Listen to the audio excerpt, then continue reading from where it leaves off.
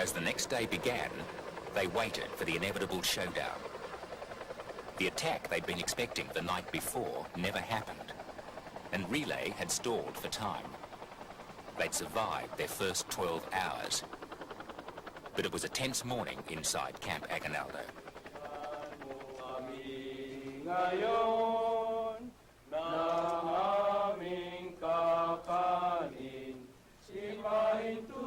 We would like to tell you that the prayers of the Catholic people are behind you. We've been praying for your safety at Mass this morning, and this whole day the people are praying for you. And we hope that nothing happens to you, and that through what you are doing, the Filipino people may be helped, may be saved from their very sad predicament. Sa kalabaak na lumilim sa kanila at lubang natakot sila ng mga araw na iyon. Ito ang mabuting balita ng Panginoon. Mga viewers ito ng matanan, padala mo sa inyong kanan kung hindi mo nasasagot itong katawan at Diyos.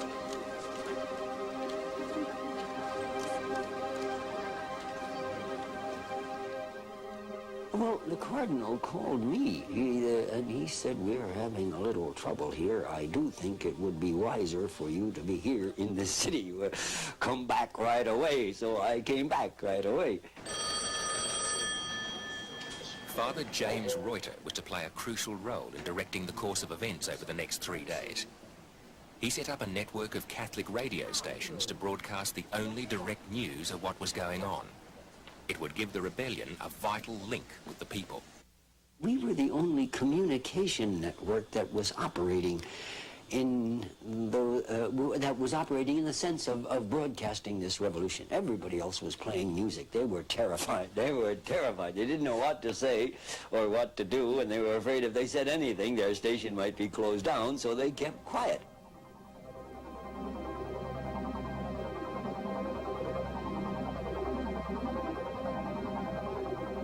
But at 5:30 that morning, just before dawn, Radio Veritas, the voice of the Catholic Church in the Philippines, was silenced. A group of heavily armed military men arrived at the transmitter and smashed the facilities.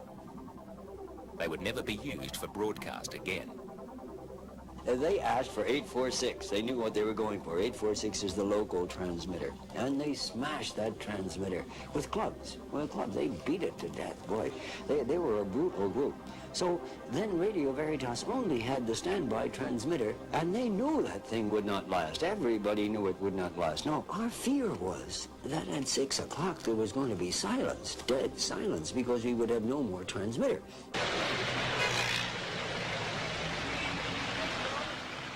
But by 10 o'clock that morning, Radio Veritas was back on the air, broadcasting in secret from another radio station. This is where it's happening, ladies and gentlemen. This is the secret station.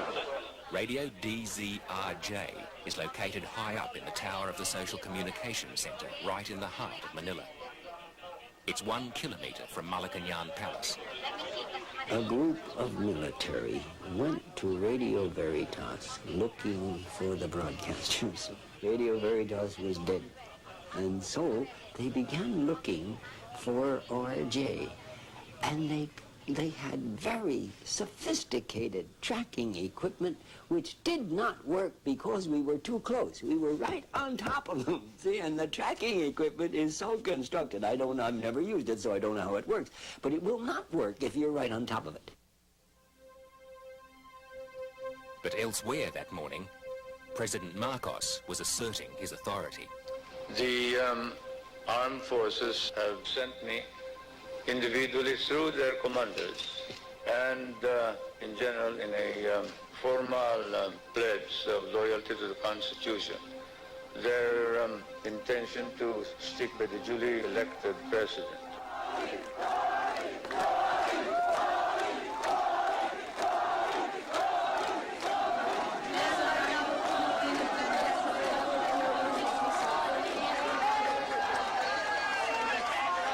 To tell you the truth, I never expected that the size of the crowd would be like that. I was frankly very apprehensive that they would not support us. But when we hit the first row of people, our first contact with them, all my fears vanished.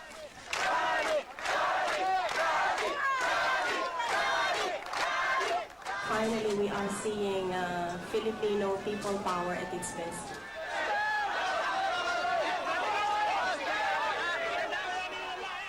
There are thousands of people outside the gates. The church is on the radio. There is a feeling that there's gathering protest. If you're going to be frightened by 2,000 civilians, then let's not talk about running a government.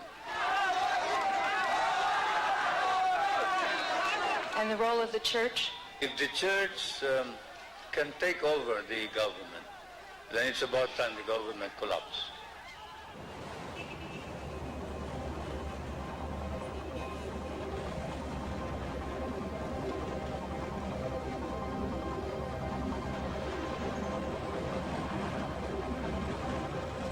At 2 o'clock that afternoon, the order finally came. The Marines moved in on Camp Aguinaldo. It was to be the first confrontation between the tanks and the people.